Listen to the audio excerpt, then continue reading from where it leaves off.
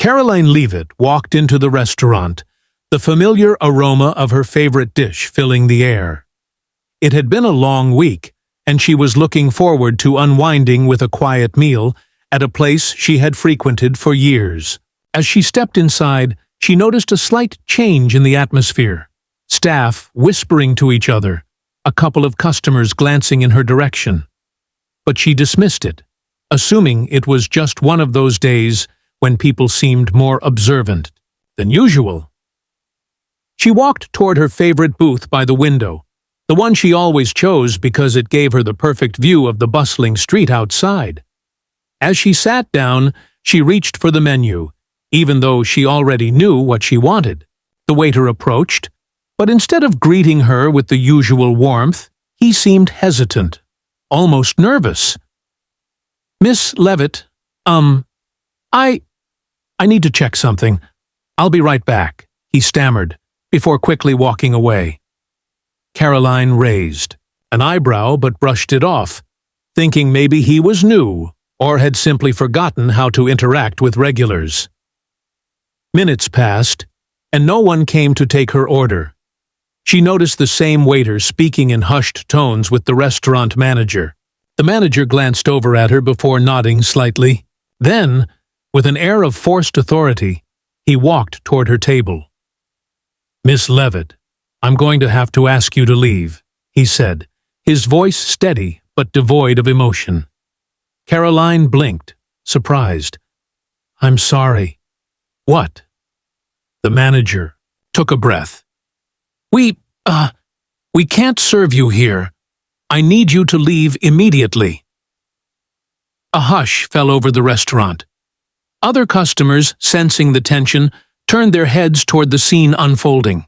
Karoline felt heat rise to her cheeks, not from embarrassment, but from sheer confusion. "I don't understand," she said, her voice calm but firm.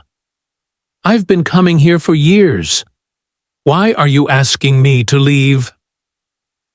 The manager shifted, uncomfortably. "It's just policy." "What policy?" she asked. "I'm sitting quietly. I haven't done anything wrong." The manager hesitated.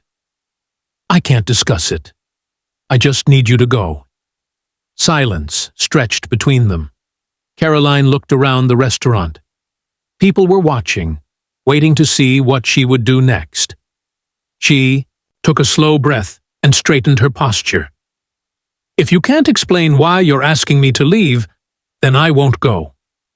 The manager's face tightened.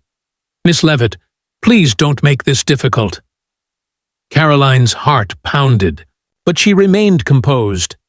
"I'm not making anything difficult. You are. If you want me to leave, you need to give me a valid reason.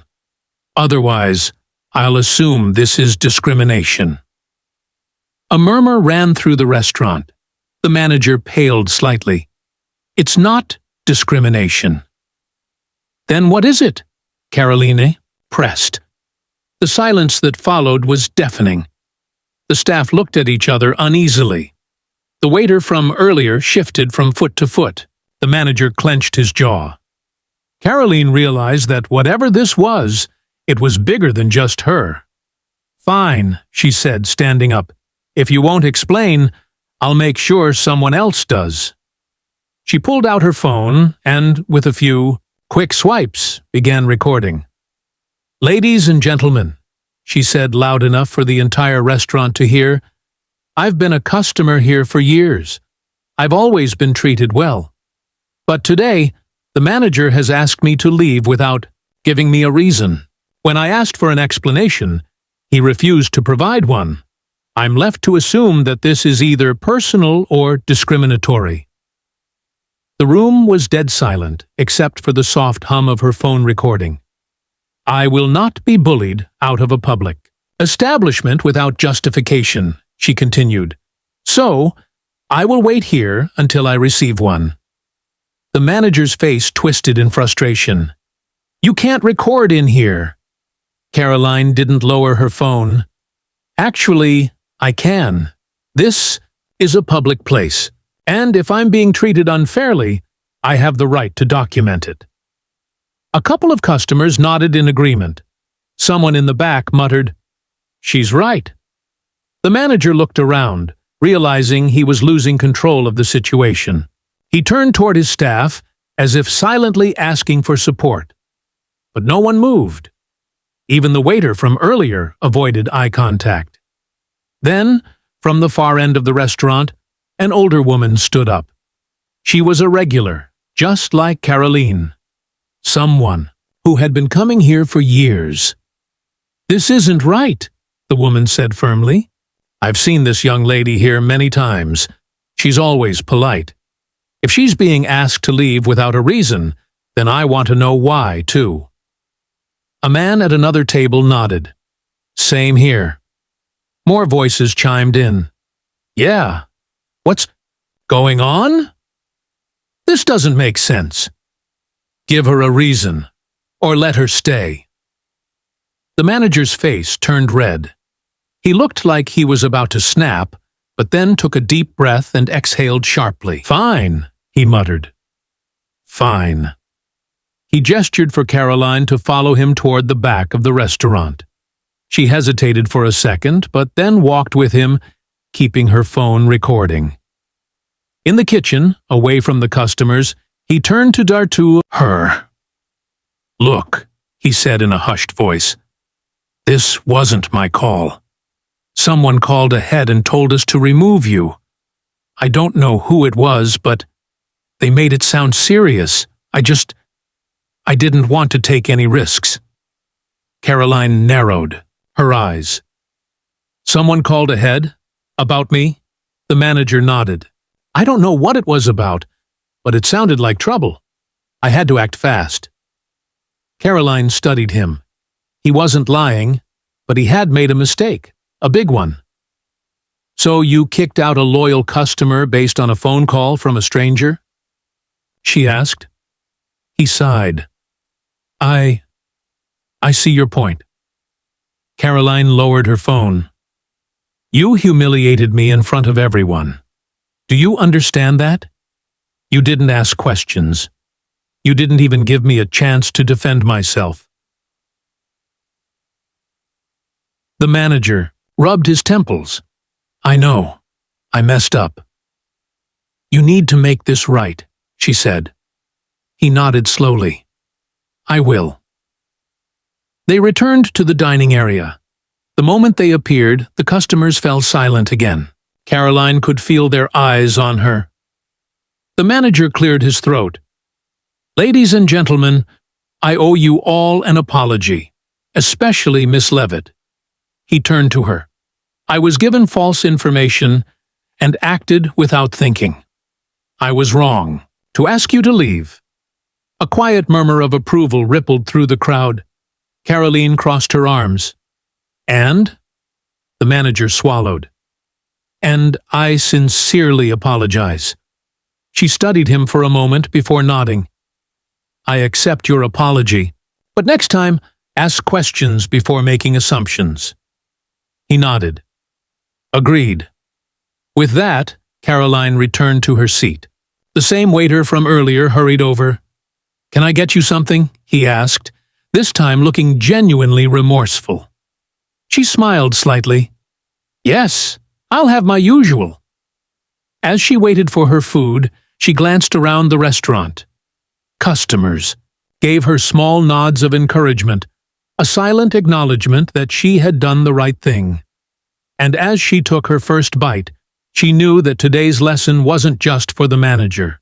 It was for everyone who had watched, everyone who had hesitated to speak up, and everyone who had learned that silence in the face of injustice was never the right choice.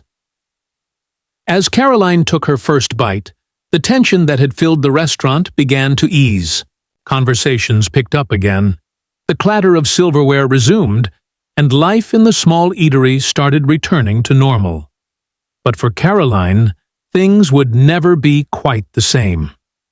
She scrolled through her phone, looking at the video she had recorded. It was clear, the audio crisp, undeniable proof of what had just happened. She debated for a moment. Should she post it online? Should she let the world see what had happened? She decided against it, at least for now, not because she wanted to protect the restaurant, but because she wanted to give the manager the chance to truly learn from his mistake.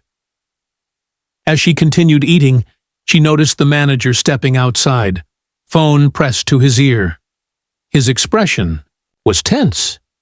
Karoline wondered who he was talking to. Was it the mysterious caller who had told the restaurant to remove her? Her curiosity grew. Someone had gone out of their way to get her kicked out. But why? After finishing her meal, she paid the bill, leaving an intentionally generous tip for the waiter, who had clearly felt caught in the middle of an unfair situation. As she stepped outside, she saw the manager still on his call. He glanced at her, looking both guilty and concerned. She took a deep breath and walked toward him. "Who called you?" she asked. He hesitated, his fingers gripping his phone a little tighter.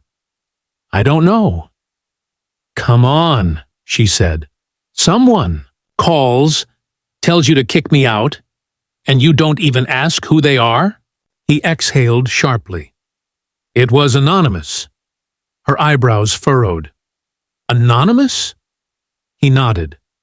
"Blocked number. They said you were a problem, that keeping you in the restaurant would cause trouble.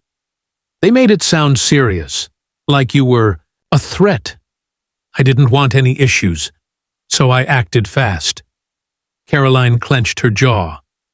"And it never occurred to you that this was a setup?" The manager looked away, shame flickering across his face. "I realize that now." She crossed her arms. "If you get another call like that, what will you do?" His shoulders sagged. "I'll ask questions." "Good." She walked away, her mind racing. Who would do this? Who wanted her out of that restaurant badly enough to make a call like that? She pulled out her phone and started typing a message to a friend who worked in cybersecurity. "Karoline. Hey, quick question. Can you track blocked calls?" A minute later, a response came. "Friend? Not directly. But there are ways." "Why?" "Karoline. Someone called a restaurant and got me kicked out. They hid their number." "Friend. That's weird. You want me to look into it?" "Karoline. Yes. Please." As she walked toward her car, she had a sinking feeling that this was bigger than a simple misunderstanding. Someone was trying to send her a message. The next morning, she woke up to a text from her friend. "Friend, I ran a check. That call came from a masked VoIP number, but I found something interesting. The same number made a call to another restaurant in your area last week. Same request, to remove a female customer." Karoline sat up straight.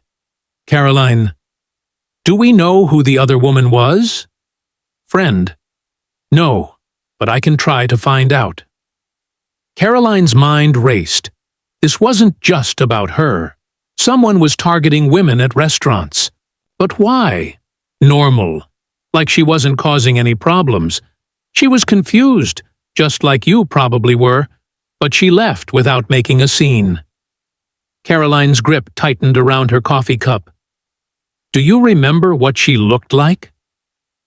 The waiter thought for a moment. Yeah, she had dark hair, maybe in her early 30s.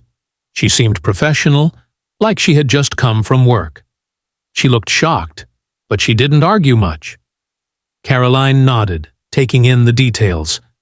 This wasn't random. Someone was targeting specific people, women, apparently, and forcing them out of public spaces. But for what reason?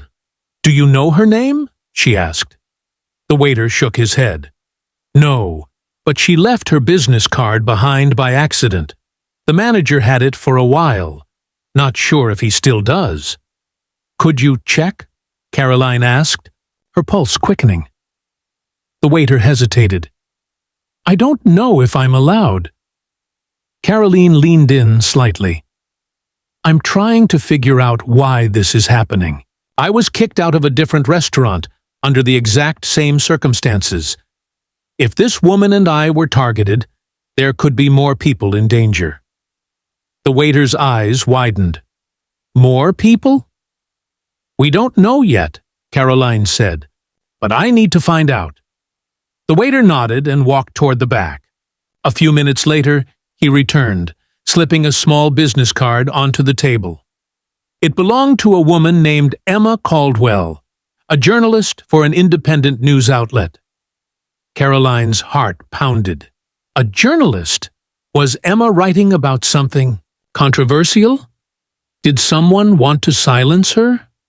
And if so, why was Karoline being targeted in the same way?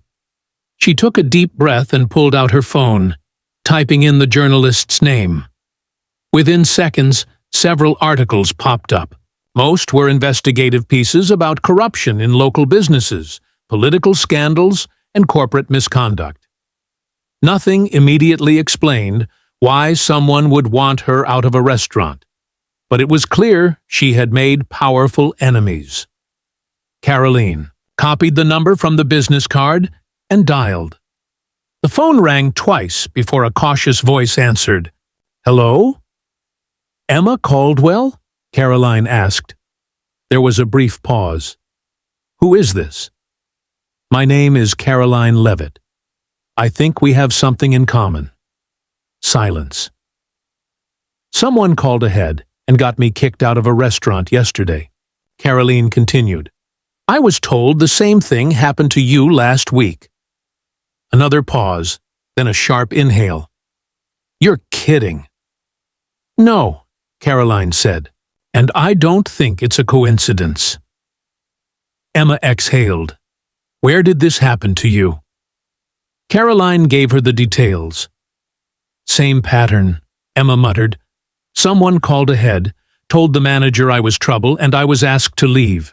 They wouldn't tell me why, just insisted I had to go. I didn't push back the way you did, though. Do you have any idea who would do this?" Karoline asked. Emma hesitated. "I've written about a lot of people who wouldn't want me around, but this seems different. This isn't just intimidation, it's strategic. They're targeting us in ways that make us look like the problem, without ever directly confronting us." Karoline frowned. "But why me? I'm not a journalist. I don't write about powerful people." Emma was silent for a moment. Then she asked, "Do you have any public connections to activism, community work? Anything that might make you a target?" Karoline thought about it. She had always been vocal about certain issues online, human rights, political transparency, corporate ethics, but nothing extreme. "I post about things I care about," she admitted. "But I'm not an activist in the traditional sense." Emma hummed in thought. Maybe that's enough. Maybe they're testing different types of people. Seeing who resists. Each woman had a different background. One was a teacher, another a lawyer, and one even worked in local government. But they all had one thing in common. They were outspoken, intelligent, and unafraid to challenge authority in their respective fields.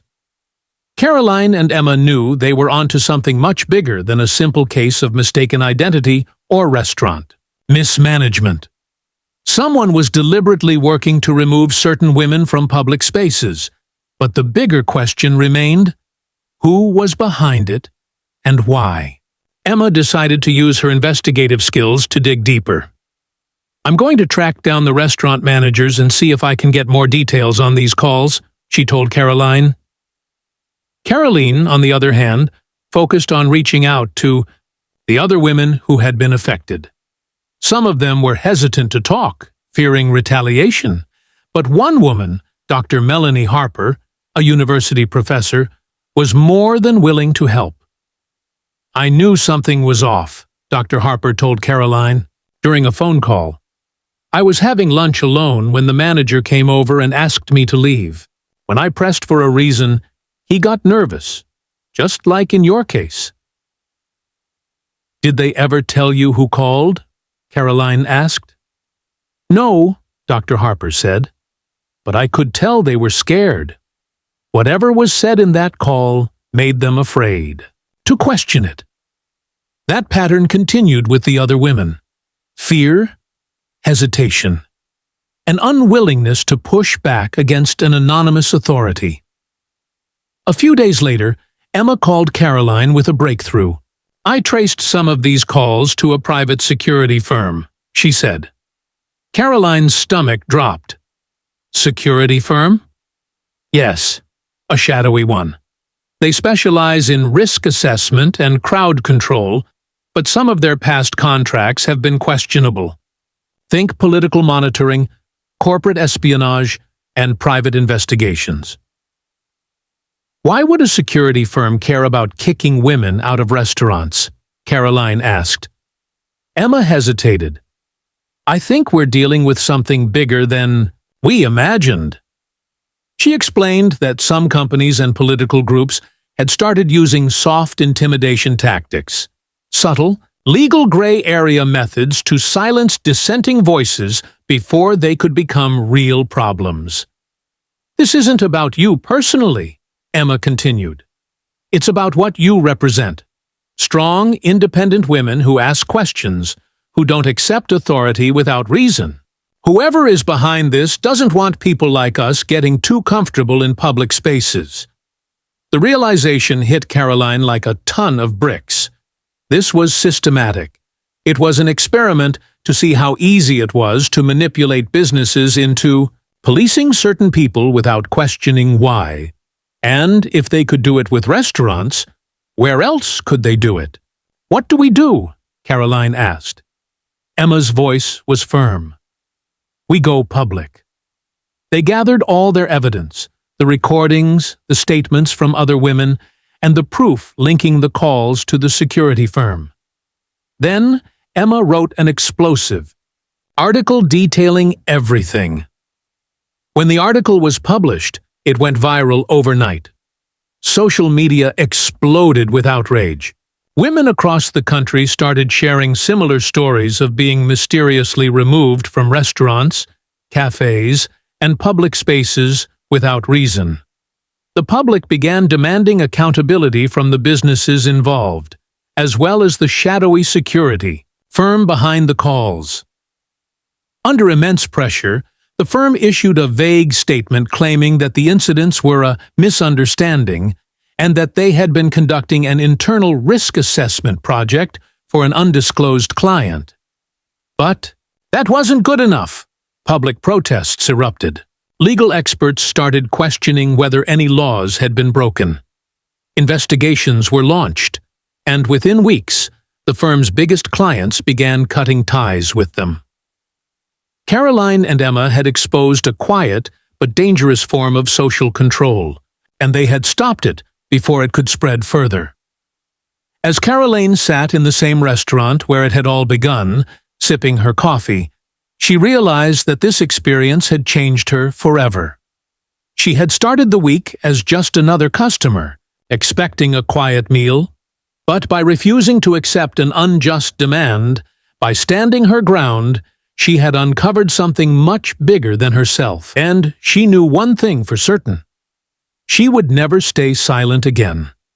With the scandal fully exposed and public outrage growing, authorities had no choice but to take action. Lawmakers began calling for new regulations to prevent private security, firms from interfering with civilian rights, and businesses started reassessing their policies to ensure they never fell victim to such manipulation again. Emma continued to report on the fallout, digging even deeper into the networks of influence that had allowed something like this to happen. Karoline, on the other hand, found herself at the center of a new movement, one that encouraged people to question authority, demand explanations, and stand up for themselves in everyday situations. The final blow to the operation came when whistleblower from the security firm stepped forward. They revealed that the project had been designed to test how easily people could be removed from public spaces based on anonymous accusations. The goal? to refine a system that could be used against journalists, activists, and anyone considered a troublemaker by those in power. But thanks to Karoline, Emma, and the brave women who spoke out, the experiment had failed. In the weeks that followed, Karoline received hundreds of messages from people who had been inspired by her story. Some had experienced similar situations but hadn't known how to respond. Others simply thanked her for reminding them that silence in the face of injustice was never the answer. One evening, as she walked into the restaurant where it all started, she noticed something different. The atmosphere was lighter, the staff more aware, the customers more engaged. The manager, now humbled, greeted her personally and ensured she had the best service possible. As she sat at her usual table by the window, she realized that standing up for herself hadn't just changed her own life. It had changed the way people around her thought about fairness, respect, and the power of a single voice. With a small smile, she lifted her cup of coffee and took a sip, knowing that she had made a difference. And that was just the beginning. Because once you learn to stand up for yourself, you never sit down again. The end.